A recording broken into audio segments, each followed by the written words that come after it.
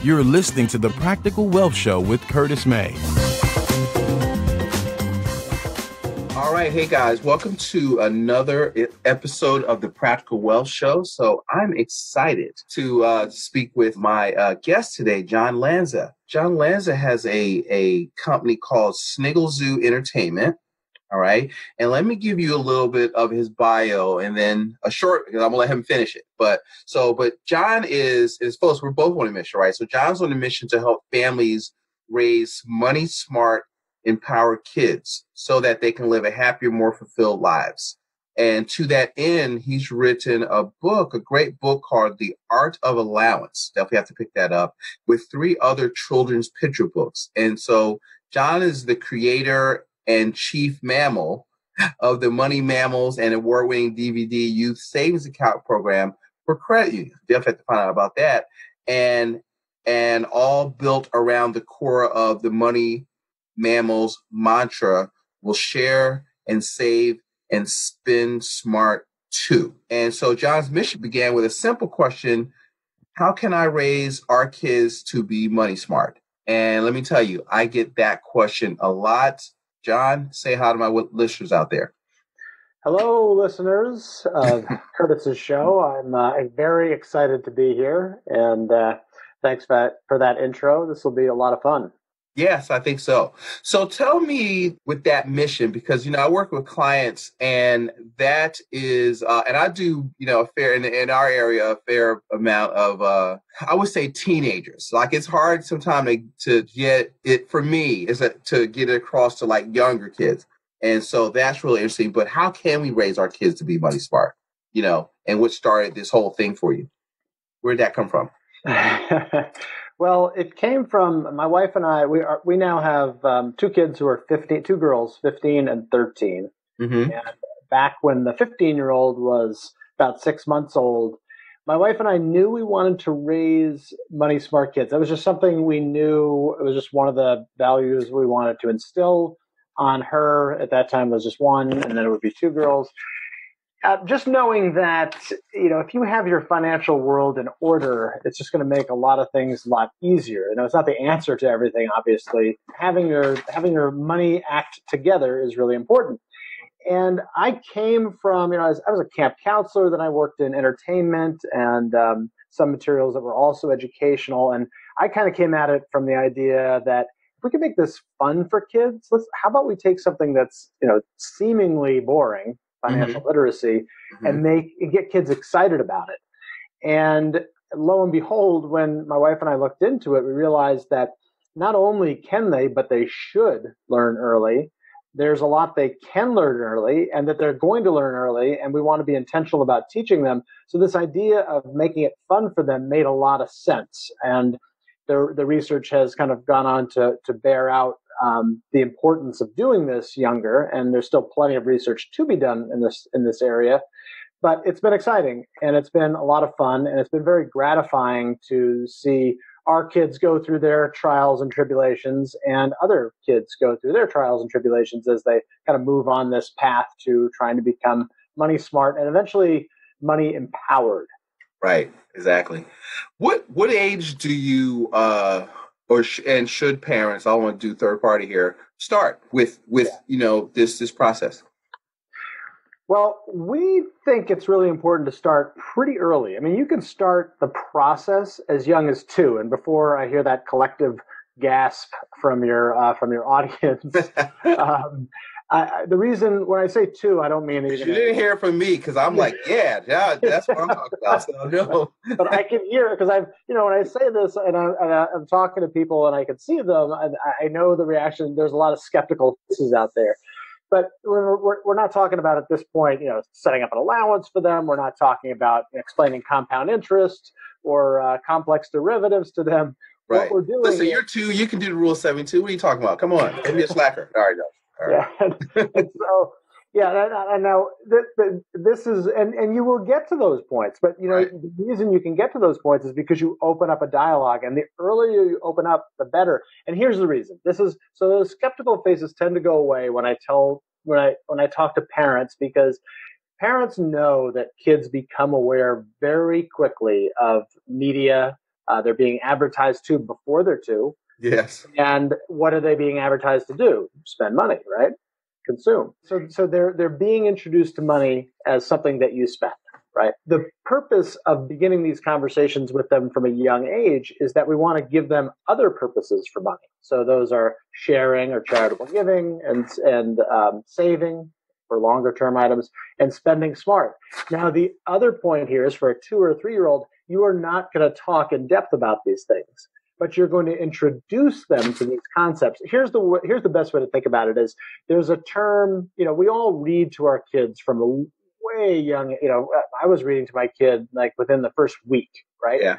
She doesn't understand what you're talking about. She doesn't understand the words. She's not processing it other than just some sounds. And the point is that there's a thing called emergent literacy. And we now know that exposure to language early on is important. Those are the important building blocks for later literacy, reading and writing. Mm-hmm. Same thing with financial literacy. There is a term. It's called emergent financial literacy. And that's what the purpose is. You want to expose them to money conversations and money language from a young age. So, when they're 2 or 3, for example, if you go into the store, you go give your son or daughter $1 and let them buy something. And explain to them, have them get the change. And however much the conversation can go on, it's going to be different for different 2 or 3 or 4-year-olds. Have that conversation, but it's more about just exposure to here's $1. Now we're going to buy this. Now you're going to get change. And they're not going to fully process what these things are, but they're going to start to understand and start to get comfortable with the money conversation. So that's my point of starting early. Yeah. And then you can get into more kind of distinct learning once they get to be 5 and older, and you can start an allowance and move on from there. Right. No, that makes a lot of sense. I used to, when we'd go to the store, I would do that. And then I was like, okay, what's the change? And how much change should you? And I would try to, make them think through it and count it. Yeah. And I had my 15-year-old. She works. So no, sorry. She's 15. Let me not rush it. Because I have 3 daughters, right? 7. Oh, man. Yes. 7, 15, and one just turned 18. So we had to open up a savings account. So look, she got a bonus at work. I says, all right, we got to save 20%. Moves over into the savings account, every month. So you got to pay yourself first. So I've been instilling that. I just tell them, I said, listen, I can't remember when I couldn't count. I had a friend of mine. You ever watch Family Ties? Yes. I love Family Ties. I had a friend of mine. She was older. She was a real estate agent. She met me. She used to call me Alex. She said I was a black Alex P. Keaton. So when I was like 5, my family was a supermarket. So I would like collect change, and every day I would pour my money out of my piggy bank and lay it on my bed and count it every day. So I was like, I'm trying to think of when I didn't know how to count, because I could always, figure that out. So, and my family was in business. So you get raised around it, around the money, the counting. I tell my kids, they're cashiering. I said, well, listen, I had to cashier at 12, 13 before the machines told you what change to give back. Did you show up at the supermarket in a suit? No.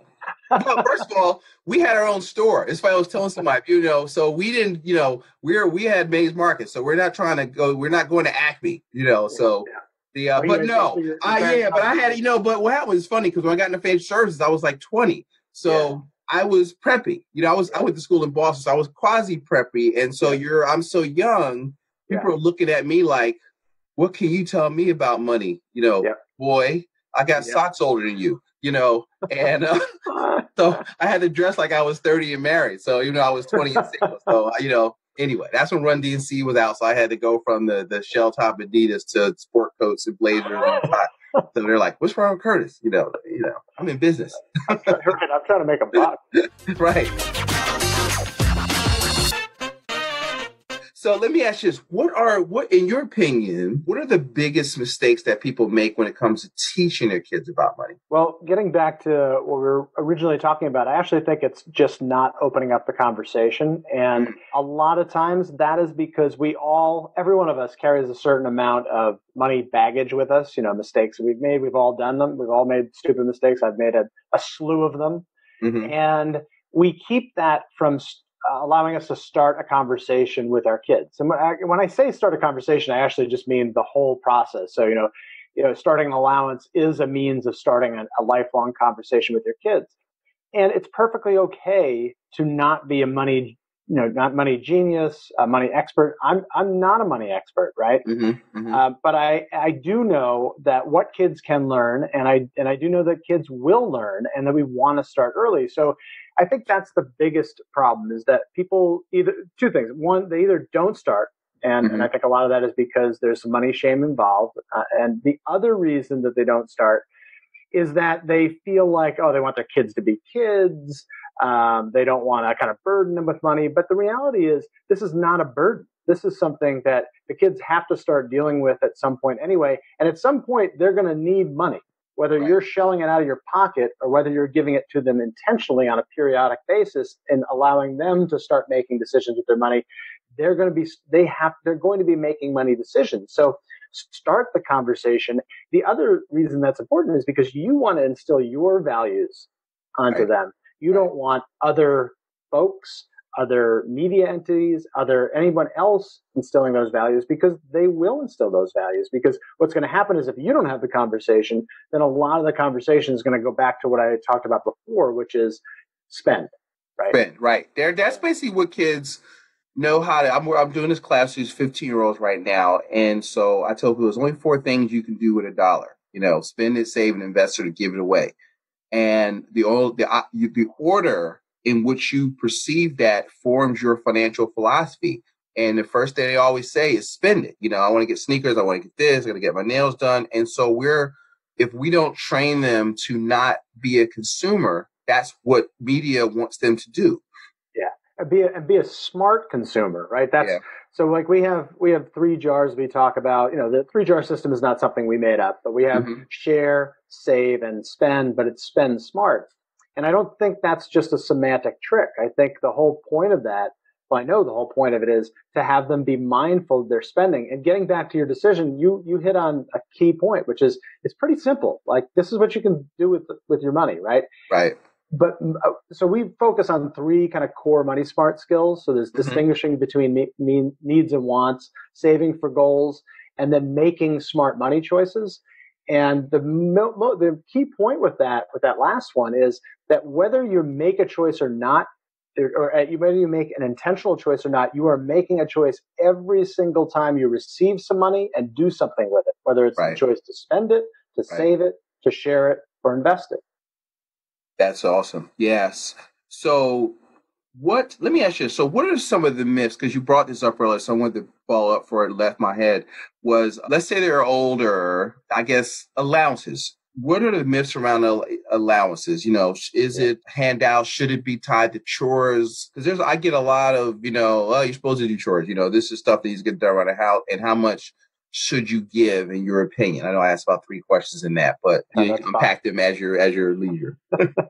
Well, I'll start with the allowance myth. And I think one of the myths is that people think of allowance, or people who are resistant to starting an allowance think of it as a giveaway. And it is a giveaway if you don't have a purpose behind it. And so the purpose behind an allowance is to teach your kids to become responsible with money, right? Now, we don't advocate tying those to the basic chores around the house, which are going to be different for different families. Some folks will have, for us, it's making the beds, doing the laundry, or not doing the laundry, putting the laundry away, cleaning dishes, those kind of things. Again, it's different for different kids, but chores teach a different lesson. So chores teach a lesson that you have to work hard for your money. Great lesson, different lesson. And so that's why you don't have to tie chores to allowance, because allowance is something that you use to teach your kids to start to make those money choices, to start to distinguish between needs and wants, and then to start saving for goals, which is a hugely powerful life skill for them to learn. And you can give them chores that are kind of above and beyond those basic chores that you might pay someone else for: wash the car, do yard work, whatever it might be. And then they can learn that work is required to make money. But I think once parents understand that there is a purpose to allowance, then it makes it. The issue is that it's, as long as it's not a handout, and if you have a purpose behind it, and you need to be explicit about that to your kids. So even for your 5-year-old, you want to say, when you start off the allowance, right? You want to say, I'm giving this allowance so that you learn to get smart with your money. You don't have to belabor the point. You just talk to them. And then as you have your teens, they're going to continue, all of them are going to make mistakes. But as you have teens and they get larger allowances, and we can kind of go into that if you want, you want to have, and I'm sure you do this, you have conversations with good decisions and bad decisions that they make. And you want to stay. The other thing that's good about I just yell at them. No, just kidding. Yeah. I'd love to say that I don't. That already happened this morning. Right. It's every day gives you another opportunity to realize how much work you need for your parenting. Yes. So So I'm sorry, I keep throwing you off. No, you're not throwing me off. It's good to hear another parent going through this the same craziness. Because you have the same, you're dealing with the same craziness of a 15-year-old. For child. sure. Yes. Ooh, yes. And 18. So it's like, all right, I got it. 18, really. I can't even. Listen. I'm only other male in my house is a cat. He don't like me. Other than when it's time for feeding, lets me know, hey, I'm hungry. And otherwise, you can't touch them. So I don't know. I know you're coming from. I am one man of four. Yeah. How much should they, like, if you start there, let's stay on that for a second. And then I want you to talk about, because you have a book on this, The Art of Allowance. So, and maybe give them some highlights, what you start, what's your philosophy. You did talk about some of it, but I want you to, tell them while we're talking about it, where to get the book. Yeah. So, The Art of Allowance, you can get it at theartofallowance.com. You can also get it on Amazon. So the book is easy to get. So what I did is, I originally created this program called the Money Mammals, which is the program that gets kids excited about money. I realized there was a piece missing, and that was that the kids get excited, but it's still abstract unless they're actually getting money. Like the parents have to provide something for the kids, like we were doing, and like other families that I was talking to were doing. And that is giving some money in a form of an allowance. They need money so they can make their own mistakes. So I realized that it made sense to write a book that would talk about a program that parents could use. And the reason I call it The Art of Allowance is that, every kid, every parent, every family is different. So these are just kind of a set of guidelines, some tools and tactics that you can use to help you raise money smart and eventually, hopefully, money empowered kids. And the way you start that, to answer your question, is a good place to start is at 5 years old. You take the 3 jars that we talked about, the share and the save and the spend smart. You have the conversation with your son or daughter and you say, I'm doing this to teach you how to get money smart. They're going to be excited because they're getting money. That's fun. And the way that we set it up is $5 per week per age of the child. So every week a 5-year-old gets $1 per week per age of the child. So for every week for a 5-year-old they get $5, and then for a 6-year-old, the 6. Simple. I like that. Yep. Yeah. So and with the 5, then you just break it up.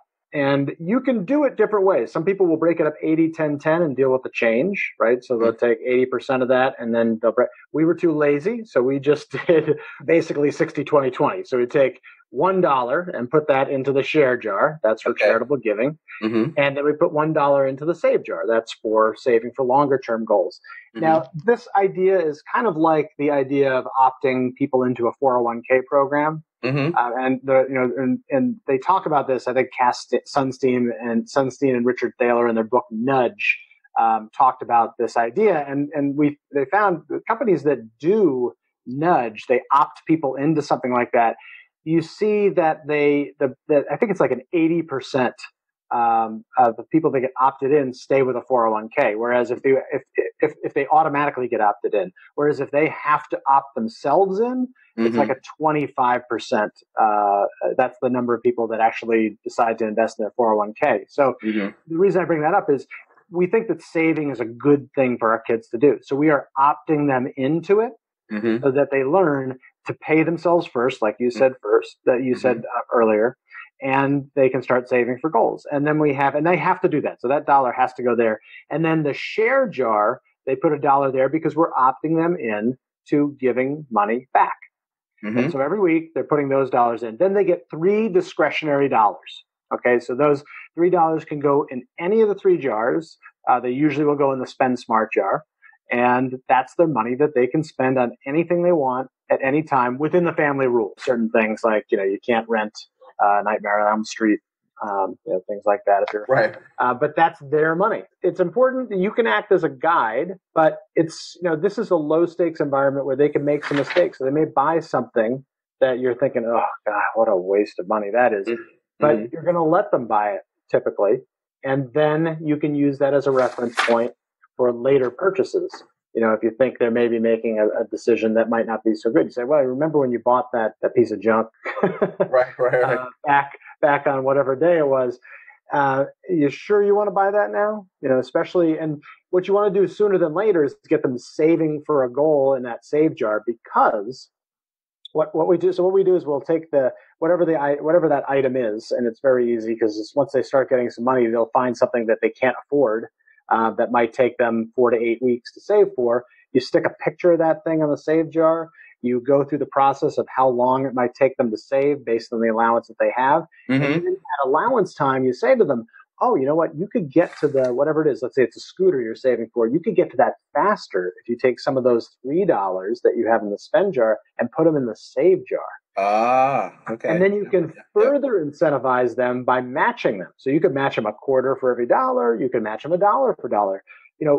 Just to try to get them to think saving as much as possible. Yes, I love that. I love it. That's nice and simple. That is brilliant. So guys, I want you to hear this. So you got the save, the share, and the spend spark jar. So you get 3 jars. You do $1 per week per the age of your child. So I want you to get that. I want you to basically take some notes and do this.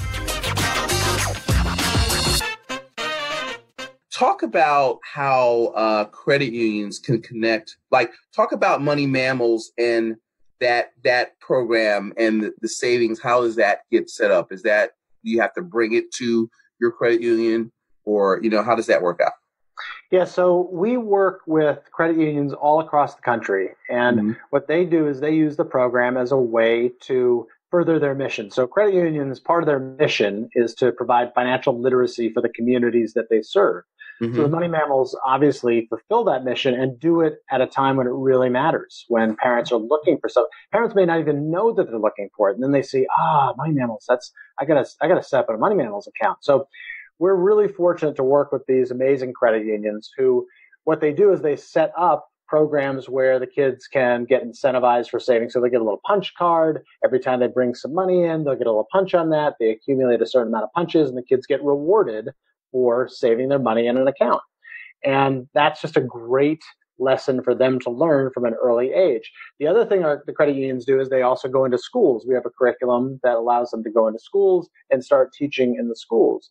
But the real key is that program where they're reaching not only the kids, but the parents, so that the kids get excited, and then the parents can realize, there's more to it than just a fun savings program. There's actually a whole program to help them, to help the parents teach them with, for example, an allowance, give them real money, because otherwise all these lessons are kind of too abstract for a kid unless they actually have tangible money.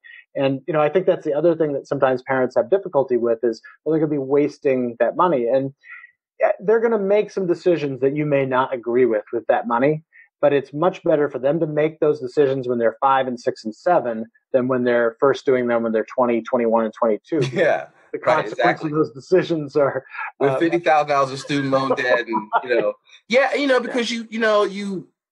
because what happens is school teaches them to. I go through this with my daughters all the time because I have little. Oh, I got a B plus. It's the world is over because I got a B. Right? I says, listen, which I never had that. I never had that problem, so I don't even get that. Like, oh, did I qualify to be on the basketball team? All right, it's good. Where my SAT is good enough to get me in any school I want to go to. Yes. All right, good. I wasn't trying to push you past that. And, but what happens is I said, you learn by messing up. Now, one of my daughters, I said, Jade, listen, did you make any mistakes today? Because I want you to understand, you got to, my dad used to say, look, you learn by screwing up, so I try to give them permission to mess up. Just make new mistakes. Don't make the same ones, over and over again, but you got to try stuff. And I love your idea of letting them make decisions, with their money. My middle one, she got paid she got her job at, she applied at 14, then she turned 15 and they hired her. And then I realized, well, Jay, you've been working. Where's your money? But she's going to Chipotle or she's eating out every day. I don't know. I said, because like asking her, are you hungry is like a rhetorical question. Yes. Yeah. Yep. And so she had money. So she's always stopping to eat. I was like, wait a minute. I'm looking at her statements going, what are you doing? But she's got to learn that. So now she's, she got a bonus and she's going to France this spring with her school. And so she's like, Dad, I need to, and I've been trying to get her back to the bank and set up a savings account. I need a savings account so I can move, I think we moved $500 of her bonus into a savings account so she would have spending money for France. Yep. That's and how to get euro. And I sat there at the bank. I just let her ask questions. I didn't even interact. I said, look, you're 15. You want you to interact with the bank, and, have a discussion, ask your questions. You got a debit card, and let them do all that kind of stuff, and I don't think a lot of times I run into a lot of people because a lot of millennials, they don't even know how to write a check. And they may not need to. Yeah. But you should know how to balance your stuff. They don't teach that at school either. I mean, I learned from my parents. It's like, and that's why I think what you're talking about is so brilliant because otherwise, the world wants them to be a consumer so they can make money off them. And you've got to learn how to, be intentional about how you handle money. I think that this is such a powerful information that you've put out there. I think it's absolutely brilliant. I need to figure out how to. We have talked about this offline about how, who I can direct people to, credit unions that I know out there that I would love to get involved in this conversation. Well, let's continue that conversation. And it really totally fits what you're trying to do. This is very practical. I mean, that's what an allowance is. It's like these are life lessons, and you get it. We all see it once we turn adult and we turn adult. I'm not sure if I've yet turned. Right, exactly. as we're adulting, right? You look back at school and you think. I look back at school and I think to myself, I think typing was one of the best classes I took in high school, right? Mm-hmm. And I'm being only somewhat facetious about that, but it's crazy that something about practical money solutions is not required in every school and for every high schooler, and that classes aren't required on some level for younger kids. Now, there are some states that are enlightened enough to do that, but not nearly enough, and it's just not taught to people. And what's happening is that you end up, it's not a surprise that we end up with a consumer debt culture because people are not taught these things. And I think what you did with your daughter and having her go in, ask those questions is you only can do that if you have an open money conversation with your kids. Like my 15-year-old, she just ordered from Postmates with her friends 2 nights ago. And she could not believe whatever she bought. I think the purchase was like $21, and then all the fees ended up being more than the original purchase. Mm-hmm. Mm-hmm. And then they accidentally charged her again for that purchase, which may have been some mistake that she made. But she wanted me to solve it for her, and I said no. Said let's go to the site. I sat down and walked through what she should type, what she should write to them. Right. She needs to be on top of it because, I mean, it's driving her nuts. I mean, she was texting me in the middle of the day today. I said, you should go back to your schoolwork. Don't worry, we're going to get this solved. But for her, this panic is exactly what she kind of needs. Right. And what's at 15, because it's your money. Yeah, this is your money. Your money. So you need to figure it out, and I'll help you figure it out, but you gotta, I told people, look, what am I, the shell answer man? Don't call me when they'll ask me these stupid, not stupid, but questions like, wait, here's why I got you this iPhone, go, okay, Google, and ask the question, that's why you have more, I always go back to this thing, you have more access to information in the palm of your hand than Bill Clinton had when he was in office as the president. But don't just, use it to figure stuff out, use it to get information and, but think. I still want them to engage in critical thinking. So I'm always challenging them. Yeah. And, I said, look, if there's going to be any brainwashing going on here, it's going to be from me. And, and I used to remember one time we were at McDonald's and I had them saying that, what's the Kudlow thing? I believe free market capitalism is the best path to prosperity, right? Okay. And they were like 6 and 7. And they were looking at me at the McDonald's drive-thru like we were crazy. I had them yelling it. So now I can't get them to do it anymore, but you know. Oh, that sounds like my conversation with my kids about free will. Yes. Like, what are you talking about?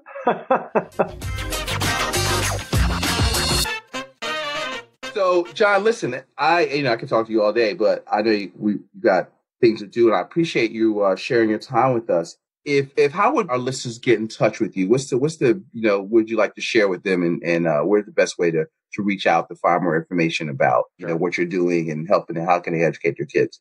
The best place is probably theartofallowance.com, because we have our social handles on there, and you can get access to the Money Mammals and find out all about that, and the credit union program as well. But I think the Art of Allowance is the best place to start. And we have some great free resources. If you want to try the book, you can download a sample of it for free. And we even have, we don't have time to talk about it today, but we have a downloadable thing called the Breakthrough Allowance. It's a Google sheet that you can download. So when your kids turn 10 or 11, there's a kind of bigger allowance that they would get with more responsibility. And that's a resource that we make available as well. So the idea being that you can your allowance can grow with your kids, and they can learn additional responsibilities and how to handle larger amounts of money as they get older. Oh, that's fantastic. So we'll make sure that we put all of John's contact information in the show notes. And folks, if you like this episode, share it. Don't keep it a secret. I think this is powerful information. It needs to get out there. Give us a rating if you like the show. And make sure you reach out to John, theartoftheallowance.com. The Art of Allowance. Oh, the art. Yeah. Oh, see, I'm going to mess you up. But I was going to put the show in. Theartofallowance.com, right? You got it. Yep. Okay. All right. So listen, thank you so much for. I had a lot of fun, and I think you shared some powerful stuff. So thanks for coming on the show, John. Welcome and enlightening the listeners of the Practical Wealth Show, where we talk about money. So now today's show is about educating your children about money. Curtis, I appreciate being on, and I appreciate you shining a light on this because, like you said, I think we could talk about this for a couple of more hours, but not sure. I'd like to have a part two, yeah. Right. Listen, how can you get tired of talking about money? I just don't understand it. So, you work for money. I think it would behoove you to understand how money works. That only makes sense. And right. Yeah, we could do one on that's kind of aimed at the older kids as well. So that'd be great. Love to be back on. We will make that happen. All right. Sounds good. Listen, like, and share. And we're out. Go out there and make it a prosperous day. Curtis May, we out.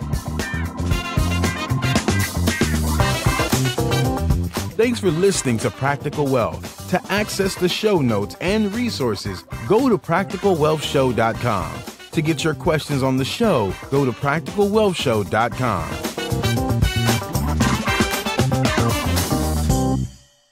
This show is for entertainment purposes only. Before you make any investment decisions, consult a professional. This show is copyrighted by Practical Wealth. Written permission must be granted before syndication or rebroadcasting.